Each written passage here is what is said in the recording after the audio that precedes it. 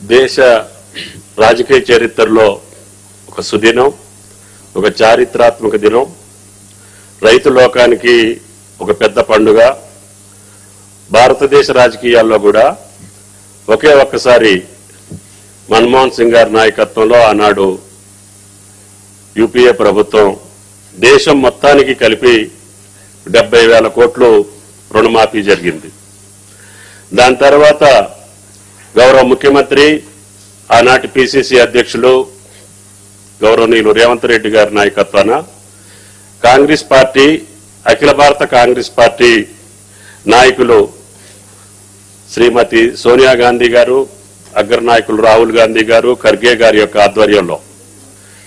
ఏదైతే తెలంగాణ రైతు లోకానికి మాట ఇచ్చారో ఆ వాగ్దానాన్ని నిలుపుకునే భాగంలో ఎంతో మంది ఎన్నో రకాలుగా దీన్ని అపహాస్యం చేసినప్పటికీ, అవహేళన చేసినప్పటికీ, ఇది కాదు, జరగదు అని చెప్పి వాళ్ళు నిర్ధారణకు వచ్చి పెద్ద పెద్ద షరతులు పెట్టుకున్నారు. వాళ్ళు పదవులే కోల్పోయేటటువంటి రీతిలో వాళ్ళు సవాళ్లు విసిరారు. వాటినన్నింటినీ కాదని క్లిష్ట పరిస్థితుల్లో కూడా, ఆర్థిక పరిస్థితులు అనుకూలంగా లేకపోయినా, గత ప్రభుత్వ కాలంలో అనిశ్చితమైనటువంటి పాలన, అవగాహన లేనటువంటి పాలన, అవినీతి పాలన వల్ల ఆర్థిక పరిస్థితి చిన్నాభిన్నమైనప్పటికీ మీరిచ్చినటువంటి మాట, పార్టీ ఇచ్చినటువంటి మాట కట్టుబడి, ఎన్ని ఇబ్బందులున్నా, ఎన్ని కష్టాలున్నా నేను ఇచ్చినటువంటి మాట కట్టుబడి మీరు పార్లమెంట్ ఎన్నికల సందర్భంగా రైతు లోకానికి ఇచ్చినటువంటి హామీ, రేపు స్వాతంత్ర దినోత్సవానికి కల్లా నేను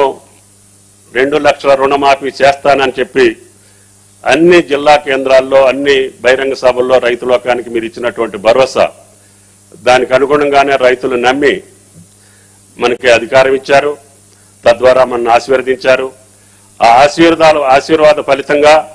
ఈనాడు భారతదేశ రాజకీయాల్లో తెలంగాణ మోడల్ను సృష్టించడానికి ఏం జరిగింది, భారతదేశంలో కాంగ్రెస్ ప్రభుత్వం తెలంగాణలో వస్తే అంటే ఇది జరిగిందని చెప్పుకోవటానికి భారతదేశంలో ఉన్నటువంటి అన్ని రాష్ట్రాలు మన వెంట, తెలంగాణ పాలన వెంట రేవంత్ రెడ్డి గారి నాయకత్వంలో జరిగినటువంటి అద్భుతాన్ని దృష్టిలో పెట్టుకొని వాళ్ళు కూడా పాటించాల్సినటువంటి అవసరాన్ని ఈనాడు భారత రైతాంగం మీకెళ్లి చూసేటటువంటి అవకాశాన్ని ఈరోజు అత్యంత కష్టతరమైనటువంటి ఈ బృహత్తర కార్యక్రమాన్ని ఈ చారిత్రక దినం రోజున మీరు ప్రారంభించడం తెలంగాణ రైతాంగం తరపున, వ్యవసాయ శాఖ తరపున మీకు ధన్యవాదాలు తెలియజేస్తూ, భవిష్యత్తులో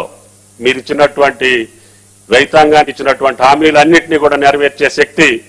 ఆ భగవంతుడు మీకు కల్పించాలని, తద్వారా మీ టీంలో ఉన్నటువంటి మేము, రాష్ట్ర ప్రభుత్వంలో ఉన్నటువంటి అందరం కలిసి, పార్టీ ప్రజాప్రతినిధులు అందరూ మీరు ఇచ్చినటువంటి హామీలు సజావుగా, సక్రమంగా, సవినయంగా రైతాంగానికి, ఈ రాష్ట్ర ప్రజలకు అందించడానికి శాయశక్తులా కృషి చేస్తామని, అదేవిధంగా అధికార యంత్రాంగం కూడా మీరు పెట్టుకున్నటువంటి టీము భవిష్యత్తులో మన పాలన చూసి, మన రాష్ట్రాన్ని చూసి పక్క రాష్ట్రాలు అనుకరించేటట్టుగా మన పాలన కొనసాగాలని, ఈ సంవత్సరం మంచి వర్షాలతోటి మీరు ఇచ్చినటువంటి ఈ చేయూత, ఈ భరోసా, ఈ యొక్క రుణమాఫీ వల్ల తప్పకుండా పసిడి పంటలు తెలంగాణ వ్యాపితంగా అన్ని జిల్లాల్లో అన్ని పంటలు సక్రమంగా, సవ్యంగా ఆ భగవంతుడి దయ వల్ల పండాలని, తప్పకుండా మీ ఆధ్వర్యంలో తెలంగాణ సుభిక్షంగా ఉండాలని, రైతాంగం ఇంకా అనేక కార్యక్రమాలకు అనుకూలమైనటువంటి తెలంగాణ రాష్ట్రాన్ని అన్ని రంగాల్లో ముందుకు తీసుకెళ్లడం కోసం మీరు ఇచ్చినటువంటి ఈ చేయూత, ఈ భరోసా, ఈ ధీమా రైతాంగం గుండెల్లో పెట్టుకొని వ్యవసాయాన్ని భరోసాగా చేసి ధైర్యంగా నిలబడి తెలంగాణ రాష్ట్రాన్ని అన్ని రంగాల్లో ముందుంచడానికి